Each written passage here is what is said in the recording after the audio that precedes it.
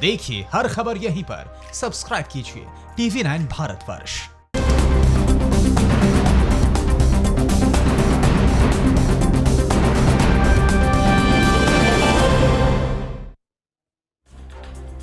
नमस्कार, आपके साथ मैं हूं समीर अब्बास। लद्दाख में LAC पर चीन की बड़ी साजिश का खुलासा हुआ है। चीन LAC पर युद्ध जैसी तैयारी कर रहा है। इस बीच चीन अपनी सेना को पीछे करने पर सहमत होने के बाद भी सीनाजोरी करता हुआ नजर आ रहा है। उधर भारत और ब्रिटेन के बाद अमेरिका ने भी चीन को बड़ा झटका दिया है। ब्रिटेन में चीन की 5G मोबाइल कंपनी हुआवेई को बैन करने से चीन बौखला गया है। चीन की ओर से साइबर अटैक की आशंका के बीच दुनिया की बड़ी बड़ी हस्तियों के ट्विटर अकाउंट हैक कर लिए गए।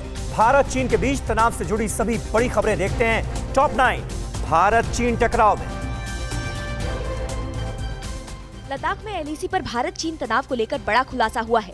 सूत्रों के मुताबिक LAC पर पहले चीन ने रॉकेट फोर्स की तैनाती की थी और अब खुफिया सूत्रों को जानकारी मिल रही है कि चीन ने LAC पर स्ट्रैटेजिक सपोर्ट फोर्स की भी तैनाती की थी। ये वो फोर्स है जो चीन के लिए डीप सर्विलेंस और इंटेलिजेंस का काम करती है। इस फोर्स का काम space, cyber space, electronic warfare और सर्विलेंस ऑपरेशंस करना होता है।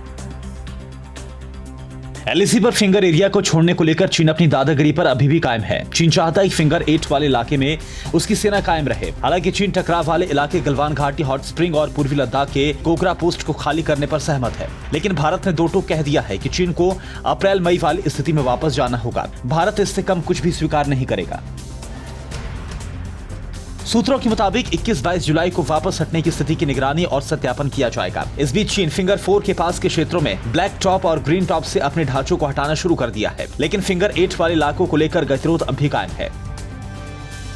आर्मी चीफ MM नरवणे ने बुधवार को भारत चीन कोर कमांडर बैठक की समीक्षा की। नरवणे ने कई उच्च स्तरीय बैठकें ली। चाइना स्टडी ग्रुप यानी कि CSG की इस बैठक में सशस्त्र बल और खुफिया अधिकारियों के अलावा उच्च प्रशासनिक अधिकारी भी शामिल हुए। CSG चीन संबंधी नीतियों पर कार्यपालिका के सलाहकार के तौर पर काम करता है। और 17 जुलाई यानी कल शुक्रवार को रक्षा मंत्री राजनाथ सिंह लद्दाख और 18 जुलाई को जम्मू कश्मीर का दौरा करेंगे। रक्षा मंत्री LAC और LOC पर ताजा हालात की जानकारी लेंगे। इस बीच रक्षा मंत्रालय ने रक्षा सौदों के लिए बड़ा निर्णय लिया है। आपातकालीन ऑपरेशनल जरूरतों के लिए तीनों सेनाओं को 300 करोड़ तक के हथियारों और दूसरी जरूरतों के लिए खरीद करने की इजाजत दे दी गई। ब्रिटेन में बैन लगने के बाद चीनी कंपनी हुआवेई ने कहा है कि अब वो अपनी वैश्विक रणनीति बदलेगी।